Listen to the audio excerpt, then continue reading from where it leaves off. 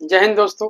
यदि आप लोग देश के किसी भी कोने में हैं और यदि मुझे देख पा रहे हैं तो आप सबको तहे दिल से मेरा सलाम। और जैसा मैंने आप लोग को बताया था कि करंट अफेयर्स को जीएस से इंक्लूड करके पढ़ना, अलग अलग नहीं पढ़ना है। मतलब जो भी करंट अफेयर्स का फैक्ट आपके पास आएगा उसको क्या करना है कि आपका जीएस से इंक्लूड कर देना है। तो उसी में आज हम आप लोग बताएंगे किस तरह करंट अफेयर्स पढ़ा जाता है और किस तरह जो है जीएस को उसमें इंक्लूड किया जाता है। तो आज हम लोग जानेंगे पूरा नवंबर मंथ का अपॉइंटमेंट, प्रमुख नियुक्तियां, जितना सारा नवंबर माह में नियुक्तियां हुआ है उन सब नियुक्ति को, उन सब अपॉइंटमेंट को जानेंगे जो एग्जाम के पॉइंट ऑफ व्यू से इंपॉर्टेंट है। बहुत सारा नियुक्तियां हुआ है लेकिन एग्जाम के पॉइंट ऑफ व्यू से इंपॉर्टेंट वो सब नहीं था, लेकिन जो एग्जाम के पॉइंट ऑफ व्यू से इंपॉर्टेंट है वो सब हम लोग जानने का प्रयास करेंगे। तो देखिए सबसे इंपॉर्टेंट कि अभी क्या नियुक्ति हुई, संजय मूर्ति, इनको नियंत्रक महालेखा परीक्षक केक बनाया गया। पढ़ते होंगे हमेशा केक केक देखेंगे। तो नियंत्रक महालेखा परीक्षक जो है इनको बनाया गया कि इनको संजय मूर्ति को, तो याद कर लीजिए कि भारत के नियंत्रक महालेखा परीक्षक कौन है, संजय मूर्ति है।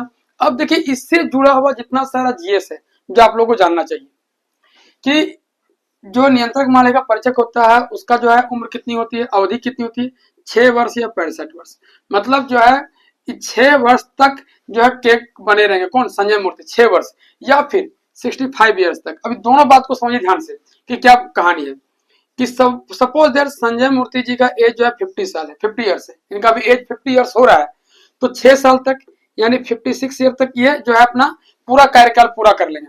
लेकिन सपोज दैट यदि इनका एज अभी हो रहा है 60 ईयर्स, तो ये 65 ईयर्स तक ही रहेंगे, यानी सिर्फ 5 साल ही जो है आपका नियंत्रक महालेखा परीक्षक के पद पर भारत की ये रहेंगे। कितना, 5 साल तक। इसका मतलब क्या हुआ कि नियंत्रक महालेखा परीक्षक का जो पद होता है वो 6 साल के लिए होता है, लेकिन यदि आप 65 ईयर्स आपका अवधि पूरा हो गया है, आपका उम्र उतना कंप्लीट हो गया है, तो आप जो है अपने आप खुद ब खुद जो है रिटायरमेंट हो जाइएगा।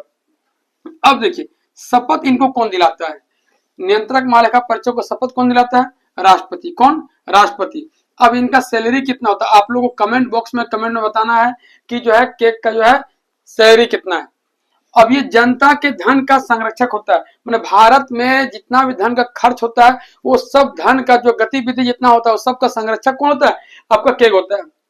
अब सबसे इंपॉर्टेंट आर्टिकल हमेशा पूछता है, आर्टिकल 148 का संबंध किससे है, यह आर्टिकल 41 से 51 के बीच में किसका जो उल्लेख किया गया, तो आर्टिकल 148 से 151 ये आर्टिकल जो है भारत के नियंत्रक महालेखा परीक्षक का उल्लेख करता है। कितना, आर्टिकल 148 से 151 तक।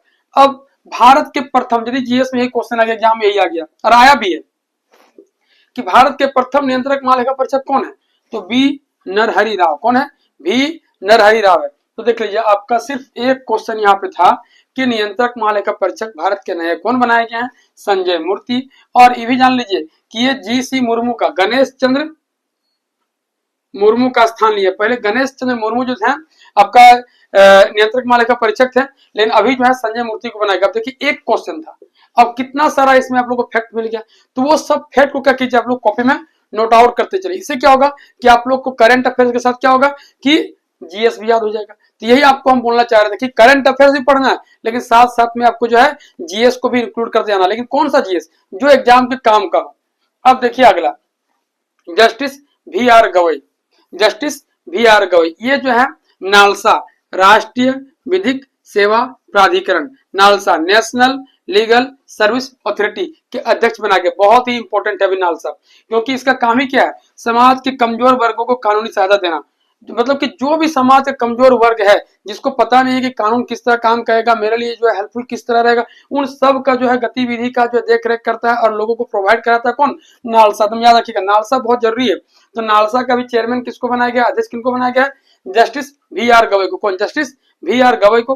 अब एक फैक्ट यहाँ जानिए कि 9 नवंबर 1995, 9 नवंबर 1995 ये क्या है, ये जो है आपका नालसा जो है लागू हो गया था। कब, 9 नवंबर 1995 को। इसीलिए अब जब नवंबर माह का देखिएगा डेज एंड ईयर्स में सब, अब देखिएगा कि 1 नवंबर 2 नवंबर कौन सा दिन मनाया जाता है, उसी में पढ़िएगा ना कि 9 नवंबर को राष्ट्रीय विधिक साक्षरता दिवस उस दिन मनाया जाता है। तुम याद रख लीजिएगा कि आपको हम बताएंगे नवंबर का पूरा भी क्या डेज वगैरह, लेकिन फिर भी फिलहाल आप याद रख लीजिए कि 9 नवंबर को राष्ट्रीय विधिक साक्षरता दिवस उस दिन मनाया जाता है।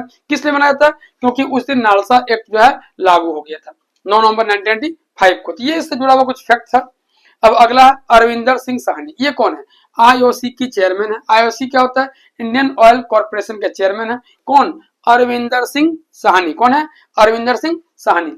अब राजेश कुमार, देश के नए रक्षा सचिव, हमारे देश के जो है नए डिफेंस सेक्रेटरी बनाया गया है। किनको? राजेश कुमार को। तो क्या हो गया? राजेश कुमार कौन हो जाएंगे? देश के नए रक्षा सचिव हो जाएंगे। अरविंदर सिंह साहनी कौन हो जाएंगे? आईओसी के चेयरमैन हो जाएंगे। अब देखिए बिपिन कुमार, ये क्या है? विमान पतन प्राधिकरण के अध्यक्ष, एएआई आपका जो है इसके चेयरमैन बनाए गए हैं। कौन? विपिन कुमार को बनाया गया है, इनका अध्यक्ष बनाया गया है। एयरपोर्ट अथॉरिटी ऑफ इंडिया के। अब देखिए यहाँ पे जो है एक फैक्ट बनता है कि एएआई का स्थापना कब हुआ? 1995 में, 1995 में। एयरपोर्ट अथॉरिटी ऑफ इंडिया का स्थापना कब हुआ? 1995। तो एक यहाँ फैक्ट था, आपको देखिए लिख दिया यहाँ पे। अब देखिए वाल्डेसी उर्किजा, बहुत ही इंपॉर्टेंट है। वाल्डेसी उर्किजा लड़की का नाम नहीं भाई, मेल है, आदमी है। वाल्डेसी उर्किजा जो है ब्राजील के रहने वाले हैं और इनको इंटरपोल का भी प्रमुख बनाया गया। इंटरपोल, इंटरपोल है क्या? International criminal police organisation. जितना बड़ा पुलिस का संस्था होता है, सबसे बड़ा संस्था कौन होता है?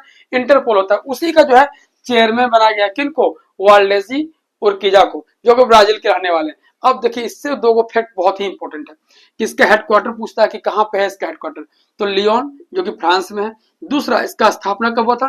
1923 में, 1923 में। तो याद रख लीजिएगा, वाल्डेसी उर्किया जो है इंटरपोल के अभी चेयरमैन बनाए गए हैं और इसका हेडक्वार्टर कहां पे? लियोन, फ्रांस में इसका हेडक्वार्टर है।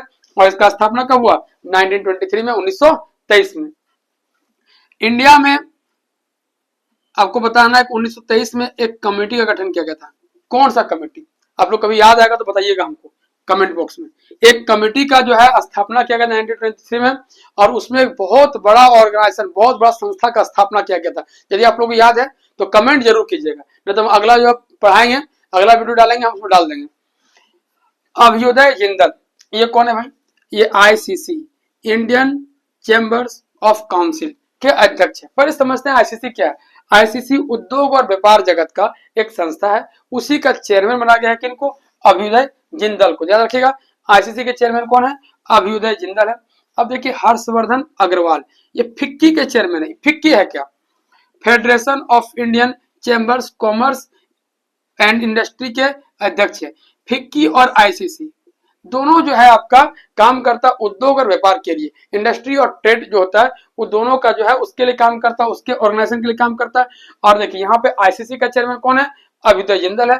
फिक्की का चेयरमैन कौन है? तो हर्षवर्धन अग्रवाल है। ये सारा जो महत्वपूर्ण आपका जो फैक्ट था, महत्वपूर्ण जो अपॉइंटमेंट था, नवंबर माह का था करंट अफेयर्स में। अब फिर से हम लोग एक बार रिविजन लेते हैं। हर्षवर्धन अग्रवाल कौन है? फिक्की के चेयरमैन है। अभ्युदय जिंदल कौन है? आईसीसी के चेयरमैन है। वाल्डेसी उर्किजा कौन है? तो इंटरपोल के चेयरमैन है। और विपिन कुमार कौन है? तो विमानपत्तन प्राधिकरण के अध्यक्ष है, एआईए के जो अध्यक्ष बनाए गए हैं। और राजेश कुमार कौन है? देश के नए रक्षा सचिव बनाए गए हैं। और अरविंदर सिंह साहनी आईओसी के चेयरमैन बनाए गए। और जस्टिस VR गवई नालसा राष्ट्रीय विधिक सेवा प्राधिकरण के अध्यक्ष बनाए गए। और संजय मूर्ति ये जो है भारत के नियंत्रक महालेखा परीक्षक बनाए गए। अब देखिए आठों में सबसे इंपोर्टेंट कौन कौन है? तो संजय मूर्ति याद जरूर कीजिए आप लोग कि केक के चेयरमैन है। दूसरा, जस्टिस VR गवई राष्ट्रीय विधिक सेवा प्राधिकरण के अध्यक्ष बनाए गए। तीसरा, राजेश कुमार जो है देश के नए रक्षा सचिव है। और आपका वाल्डेसी उर्किजा, ये 4 नंबर जो है इंटरपोल के चेयरमैन बनाए गए। ये यहाँ है बहुत सारा चीज, लेकिन जो है इस बहुत सारे चीजों में जो है आपका 4 बहुत इंपॉर्टेंट था। तो अब जब पढ़िएगा तो चारों को ध्यान में रखिएगा या उसके बगल में जो है VVR करके रखिएगा। यहाँ से एग्जाम में जो है क्वेश्चन जो है ज्यादा पूछने का चांसेस है। तो जो इस तरह आप लोग को वीडियो मिलता रहेगा। अब देखिए अगला जो हम लोग पढ़ेंगे, अगला जो हम लोग कल का क्लास होगा उसमें हम लोग पढ़ेंगे जितना सारा अवार्ड्स आएगा, जितने सारे अवार्ड जो है नवंबर माह में दिए गए हैं, उस सब अवार्ड्स को, उस सब पुरस्कार को हम आपको बिछलाएंगे। और इस तरह उसमें भी जुड़ा हुआ जो महत्वपूर्ण फैक्ट रहेगा वो सब फैक्ट को आपको इंक्लूड करके हम डालेंगे, ताकि इससे क्या होगा कि आप लोग का जीएस भी अच्छा हो जाएगा और करंट अफेयर्स भी अच्छा हो जाएगा। तो दोस्तों यदि आप लोग को मेरा ये सेशन अच्छा लग रहा है तो कमेंट बॉक्स में कमेंट जरूर कीजिए, क्योंकि इससे पता चलता है कि आप लोग जो है हमको प्यार दे रहे हैं और आप लोग जो है मेरा वीडियो देख रहे हैं और आपको इससे फायदा हो रहा है। तो इससे क्या होगा कि मुझे ही मजा आएगा कि नहीं, जो लोगों को फायदा हो रहा है इससे मुझे भी काम करने में मजा आएगा और आपको भी मजा आएगा कि आपको इस तरह का करंट अफेयर्स जो हमेशा अपडेट जो है मिलता रहेगा। तो फिर मिलते हैं नेक्स्ट वीडियो में, तब तक के लिए जय हिंद।